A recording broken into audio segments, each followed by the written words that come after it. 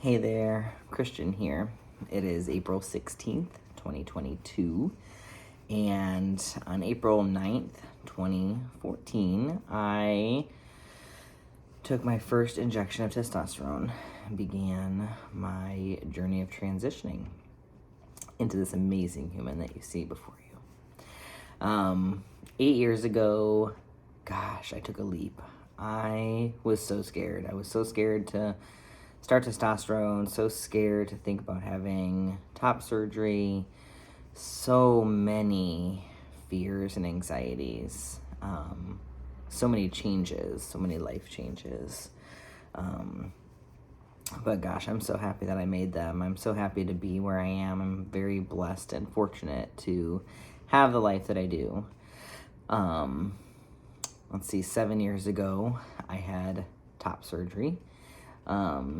And you know, my chest isn't perfect, but oh gosh, it sure is a heck of a lot better than my chest before surgery.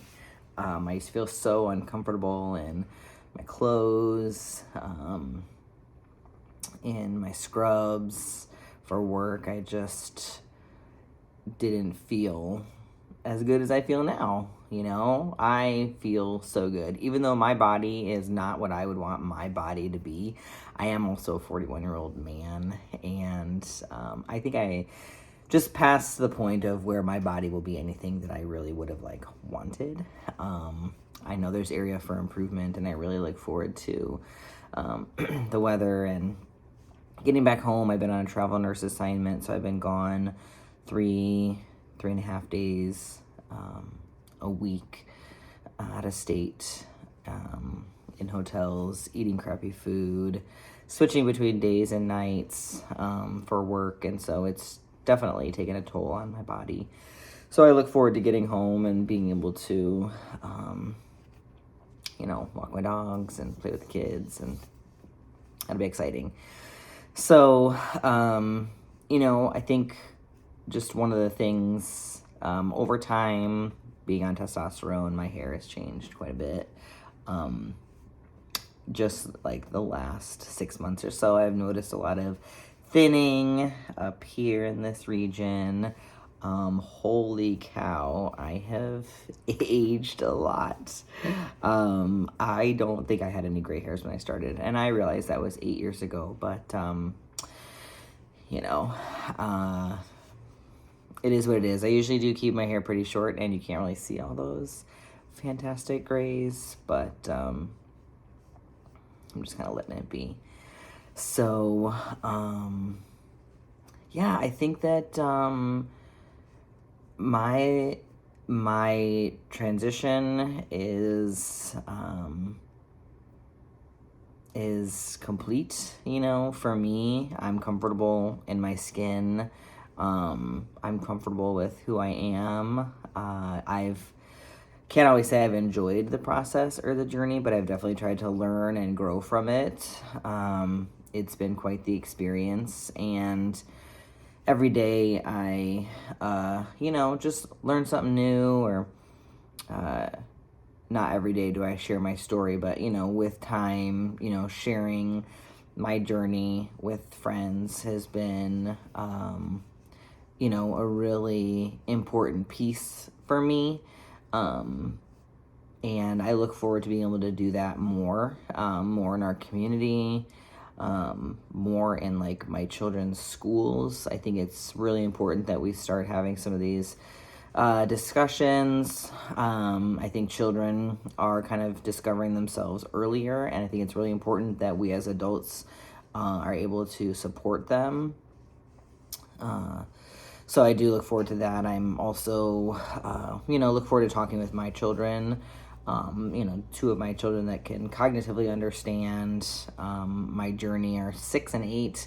And although we've talked about how Daddy grew up as a girl before, they kind of forget. So I do look forward to having some of those discussions, getting more pictures up. I think since my mom passed away, I've really been wanting to get more pictures up in our house, of me when I was younger, of my mom, We really don't have any pictures up from the past for my wife or myself. So I do look forward to just getting those pictures up. And my thing with the pictures is it's always been just a bit of vulnerability for people who don't know you that come into your home. You know, people always look at pictures, they're nosy, you know, who's this, that's me.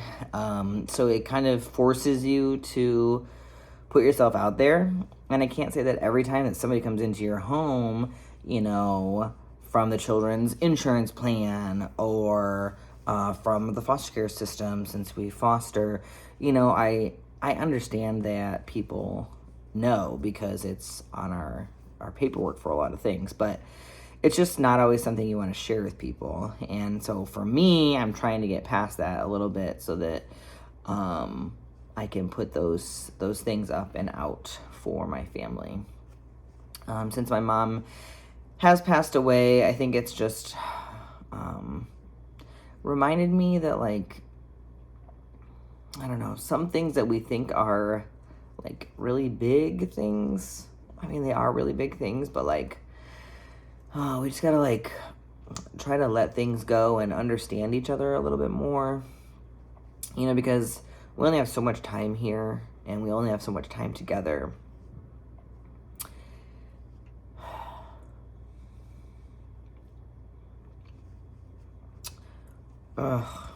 And before my mom passed away, you know, she apologized for some things.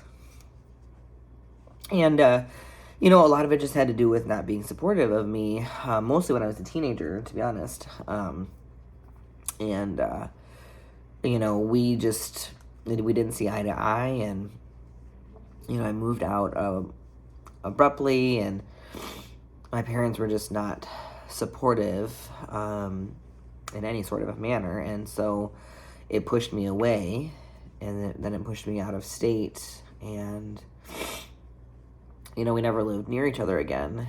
And although our relationship mended over time, you know, it took, I mean, probably 10 years and plus, you know, to really get anywhere substantial. And that's just a lot of time. That's a lot of time that we could have spent together. And, you know, it saddened me to know that she had still been holding on to that, but I was glad that she could let it go. And to know that I forgave her. And I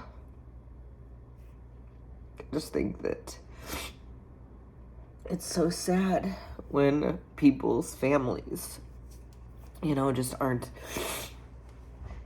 supportive or understanding in some sort of a manner, because we just only get one shot here, you know? And when I look back, you know, it just makes me think about anything with my kids as they get bigger and start making their own decisions, and whether I like it or agree with it, you know, I really want to try to still be there and support them, you know.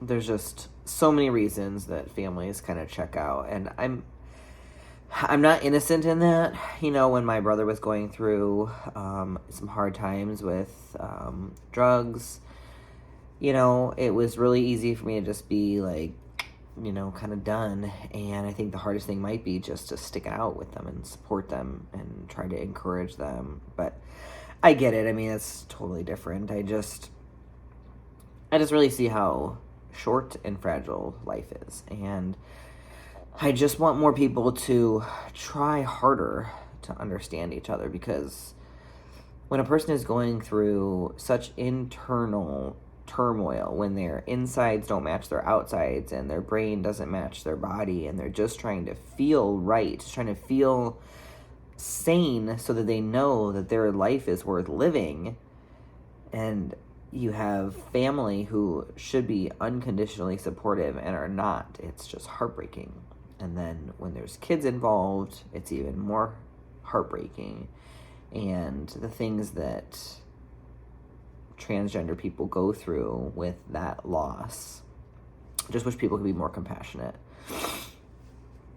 So I think that's just definitely one thing that I've learned, and I'd love to try to get out there and help people understand more.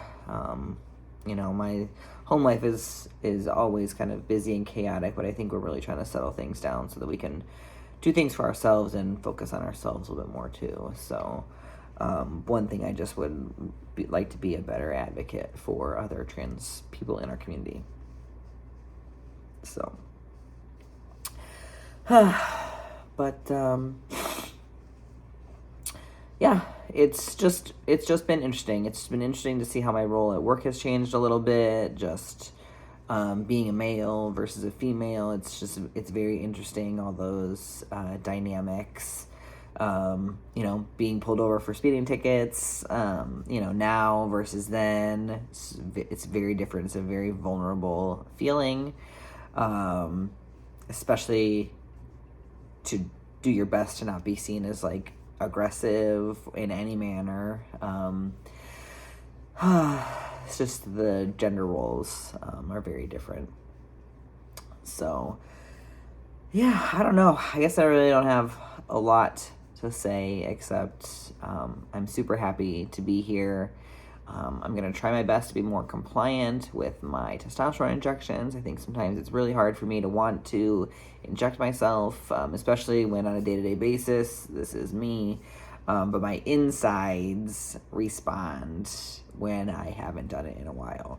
And so I need to be better about that. I don't really ever feel a change emotionally. I'm always a bit of a crier. So I don't really feel a change. There's no like anger or aggression. Sometimes if I've been like really, really emotional, I'll be like, oh, I got to do my shot. But, that's about it. And down the road, I don't know when, it kind of has to work out with my job and taking the time off. But, I would like to get a hysterectomy just to have those parts removed. I don't need them. I don't want any sort of complications down the road with them being inside, lying dormant. So that's one of my goals. Otherwise, all is well. So thanks for watching and supporting me. I couldn't be here without my tribe, and I feel incredibly lucky and blessed to have everyone in my life that I do. Here's to another year, and maybe something interesting that comes up to chat about. So, thanks, and happy Easter. That's tomorrow.